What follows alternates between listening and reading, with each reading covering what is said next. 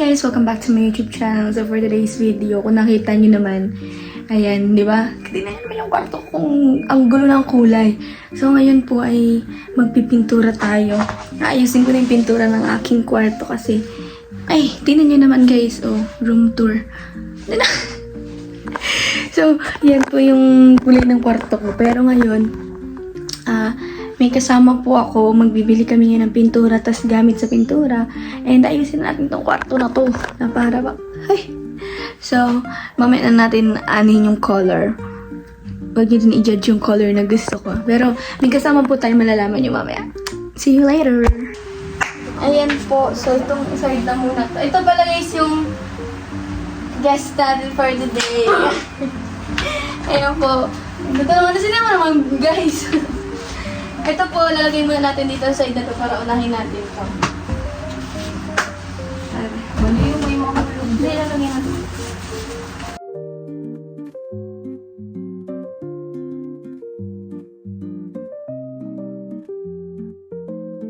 Yan guys. Ay, Uber naman. Parang bodega.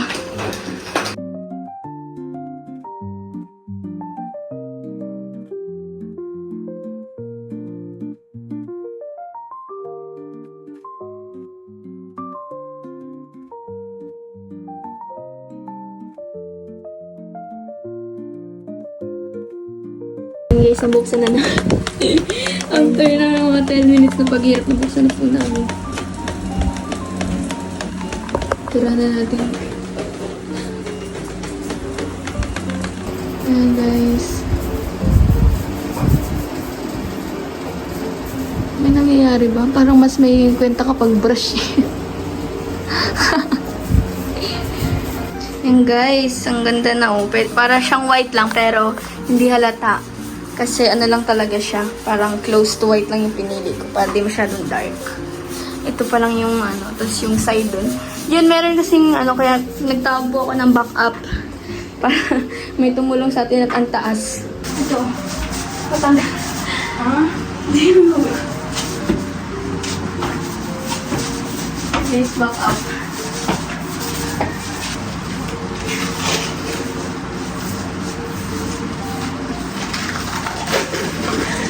Sige lang. Thank you. Guys, gets na namin yung pagod na nararamdaman ng mga nagpipintura dyan. I salute you guys. Ang pagod pala nito. Dapat mas mataas ang ano sa inyo, yung bayad ko.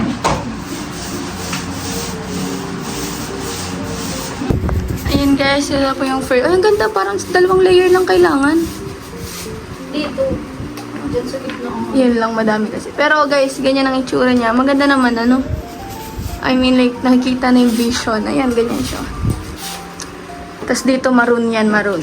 Ayan, ito, maroon. Na lang, bakit ba? Ang galing ni Lela.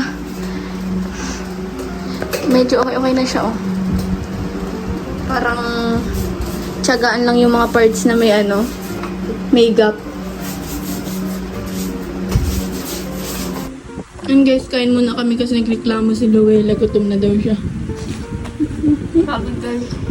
Dapat hindi ginugutom yan. I-try pala namin ito. Okay naman siya, ano. Pero huwag niyo panasinin yung mga blue na part kasi di pa yun tapos. Ang ganda siya, guys. Yan, halata namang haggard na para. So guys, dahil tapos na po kami kumain. Maano na kami, back to work, guys. Hey! Ito naman. Pag natuyaw na yung side na yan, ito na lang tayo lagi. Di ba? Meron naman. Meron na akong background. Ang haggard na. Guys, yan po ang progress. Nagpatuloy na po kami kay Joy. Hi, Joy. Hi. Kasi siya pong matangkad. Yan. Hindi pa namin nalagyan kasi nga mataas. Yan. Yan po talaga yung vibes na gusto ko. Yung parang dark academy. Sipag naman nito. Miss, sino ko po? Ng Facebook mo, miss. Ganyan po. Ito yung sinabi sa akin ni ate na magkatapatan na lang daw para cream sa bintana dito kasi dito na ano yung araw para maganda. Tapos ito, mangyayari dito parang na-decorate na lang. Para hindi siya plain. Mga stig na, oh. Para ka dyang mga ID picture. Pag ID picture ka, dito na lang. Ayan guys, patapos na po kami. Ito na lang po talagang kisame. Ganyan siya. Mahilig talaga ako guys sa dark vibes. Kaya huwag niyo akong... huwag niyo pong anuhin yung trip ko guys. Gusto ko talaga. Bagat pa pa. Okay na yan. At least meron pa kinabangan. Nag-DIY lang kami guys. So, map talaga yun. Tanggalin nila matatapos na. Ito. Kasi yung hirap tanggalin. Ganda siya. Ganda ba ka? Ayan guys, so sobrang haggard na. And ito na po, natapos na po namin ang pintura. And makikita nyo po, pag-isa na lang po ako ngayon. Kasi narinig na po si Lela. Alas 10 na rin po. Tapos, nagkain na rin po kami. Ngayon po, gagawin ko po is, lilinisin ko na po itong kwarto. At ayusin na po natin para naman may matulugan tayo ngayon, di ba? Ayan guys, super haggard naman na. Di pa ko tapos. Pero medyo, wala yan. Medyo nasa po ko yung damit ko. Ayan. Tapos, alas 12 na po. Ginagawa ko na. Kinakasip ko na lang po yung mga pintura sa tiles kasi sobrang dami naman be. Pero yun, malapit na tayo matapos. Nagsimula ako mga 10. So, 2 hours po yung pag-ayos ko dito. Kanina, grabe naman.